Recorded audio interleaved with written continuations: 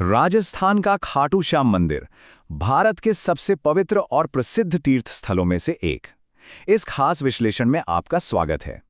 आज हम सीधे उन ऐतिहासिक और पौराणिक स्रोतों में गोता लगाने वाले हैं जो इस मंदिर के गहरे इतिहास और इसके असली महत्व को समझाते हैं। बिना देर किए चलिए शुरू करते हैं। अब एक बड़ा सवाल यह है कि आखिर कैसे एक अकेला मंदिर हर साल लाखों लोगों को अपनी ओर खींच लेता है, वो भी ऐसे लोग जो सिर्फ उम्मीद और मार्गदर्शन की तलाश में आते हैं। इस विशाल लोकप्रियता को समझने के लिए हमें इसके पीछे की चमत्कारिक कहानियों और उस गहरे आध्यात्मिक महत्व को देखना होगा जो असल में इस पूरी आस्था की नींव है। और इस पूरी कहानी के केंद्र में है एक बेहद असाधारण योद्धा, बर्बरीक। अगर आपने महाभारत की कथा सुनी है तो आपको पता होगा कि ये महान पांडव भीम के पोते और घटोत्कच के पुत्र थे। एक ऐसे शक्तिशाली योद्धा जिनके पास गजब का कौशल और कुछ बेहद खास दिव्य अस्त्र थे। मान्यताएं और हमारे स्रोत स्पष्ट रूप से बताते हैं कि आज हम जिन्हें खाटू श्याम जी के रूप में पूजते हैं वो वास्तव में बर्बरीक का ही स्वरूप हैं। मतलब ये कहानी सीधे हमारे सबसे बड़े महाकाव्य महाभारत से जुड़ी हुई है। लेकिन सोचिए, यही असीम शक्ति सबसे बड़ी दुविधा बन गई। कैसे? दरअसल बर्बरीक ने एक बहुत ही नेक वचन लिया था कि वो युद्ध में हमेशा कमजोर पक्ष का साथ देंगे। सुनने में तो ये बहुत अच्छा लगता है ना? लेकिन भगवान कृष्ण तुरंत समझ गए कि ये प्रतिज्ञा महाभारत के युद्ध का पूरा संतुलन ही बिगाड़ कर रख देगी, क्योंकि जो भी पक्ष हारने लगेगा, बर्बरीक अपनी प्रतिज्ञा के अनुसार उसकी तरफ चले जाएंगे और ऐसे तो युद्ध कभी खत्म ही नहीं होगा। तो इस समस्या का समाधान कैसे हुआ? ठीक युद्ध से पहले की रात एक बहुत ही रोमांचक मोड़ आता है। भगवान कृष्ण एक ब्राह्मण का रूप धारण करते हैं और बर्बरीक की भक्ति की परीक्षा लेने पहुंच जाते हैं। और परीक्षा भी ऐसी वैसी नहीं, उन्होंने दान में सीधे बर्बरीक का शीश ही मांग लिया। और यहीं पर इस पूरी कथा का सबसे अद्भुत क्षण आता है। युद्ध शुरू होने से ठीक पहले बर्बरीक ने बिना एक पल की भी हिचकिचाहट के अपना शीश दान कर दिया। एक ऐसा सर्वोच्च बलिदान जिसकी कल्पना करना भी आज के समय में नामुमकिन सा लगता है। बर्बरीक के इस निस्वार्थ बलिदान से भगवान कृष्ण इस कदर प्रभावित हुए कि उन्होंने तुरंत एक दिव्य वरदान दे दिया।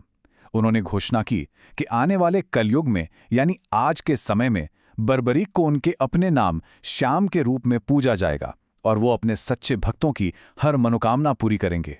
बस इसी एक आशीर्वाद ने उस युवा योद्धा को आज के उस प्रिय देवता में बदल दिया जिनकी पूरी दुनिया में इतनी गहरी आस्था के साथ पूजा की जाती है। खैर, प्राचीन कथाओं से थोड़ा आगे बढ़ते हैं और आज की भौतिक वास्तविकता पर आते हैं। ये पवित्र मंदिर राजस्थान के सीकर जिले के एक बहुत ही शांत पर छोटे से कस्बे खाटू में स्थित है। जो मूल मंदिर सदियों पहले बना था, उसे समय समय पर स्थानीय शासकों और भक्तों ने संवारा और नया रूप दिया है। इसका एकमात्र उद्देश्य कृष्ण के इस अवतार को सच्चा सम्मान देना है। देखा जाए तो ये जगह सिर्फ ईंट पत्थर की कोई इमारत नहीं है, बल्कि सदियों से चली आ रही अटूट आस्था का एक जीता जागता सबूत है। और अगर आप इसके वास्तुकला की बात करें तो ये सच में अद्भुत है। पूरा मंदिर चमकदार सफेद संगमरमर से बना है, जिसमें पारंपरिक भारतीय नक्काशी का ऐसा शानदार काम है जो हमारी शिल्पकला की बेहतरीन उत्कृष्टता को दर्शाता है। इसके भव्य प्रवेश द्वार, चमकते हुए संगमरमर के फर्श और बेहद खूबसूरती से सजाई गई दीवारें, ये सब मिलकर एक ऐसा माहौल बनाते हैं जो अंदर कदम रखते ही एक गहरी शांति का एहसास कराता है। और जैसे ही हम मुख्य गर्भगृह की ओर बढ़ते हैं, वो माहौल एक बिल्कुल ही गहरी शांति और श्रद्धा में बदल जाता है।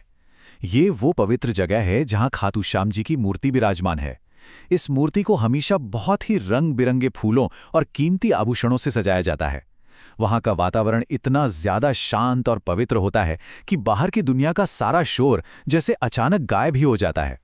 सच कहूं तो मंदिर परिसर में प्रवेश करना अपने आप में एक बहुत ही गहरा आध्यात्मिक अनुभव है। हर तरफ गूंजती मंदिर की घंटियां, हवा में तैरते भक्ति गीत और एक खास जयकारा जो हर तरफ सुनाई देगा, श्याम बाबा की जय। ये सिर्फ कुछ शब्द नहीं है, बल्कि ये वो गूंज है जो वहां मौजूद हर इंसान को एक साथ जोड़ देती है।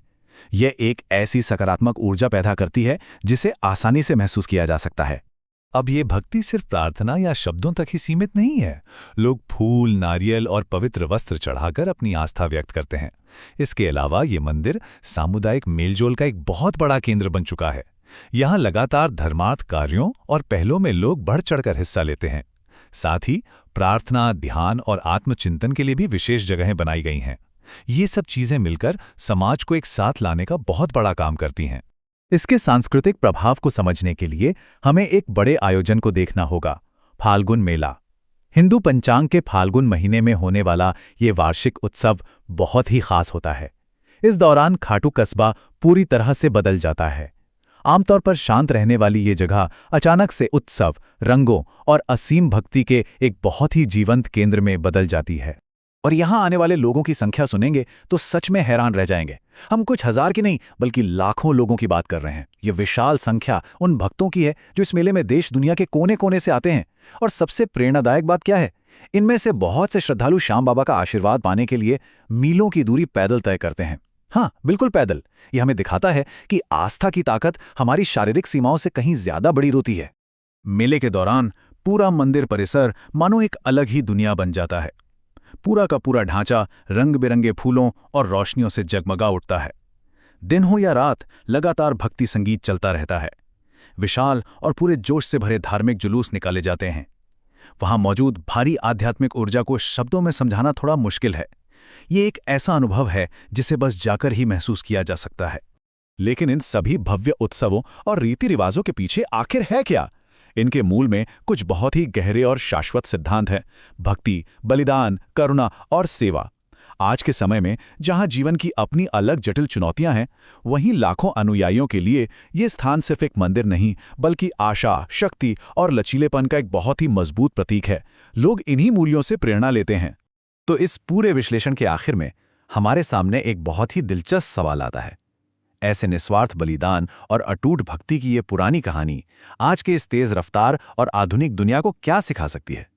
ये एक ऐसी अविश्वसनीय कहानी है जो यहाँ आने वाले किसी भी इंसान को गहराई से सोचने पर मजबूर कर देती है। ये हमें याद दिलाती है कि चाहे दुनिया कितनी भी बदल जाए, सच्चे समर्पण और निस्वार्थता का मूल्य कभी कम नहीं होता।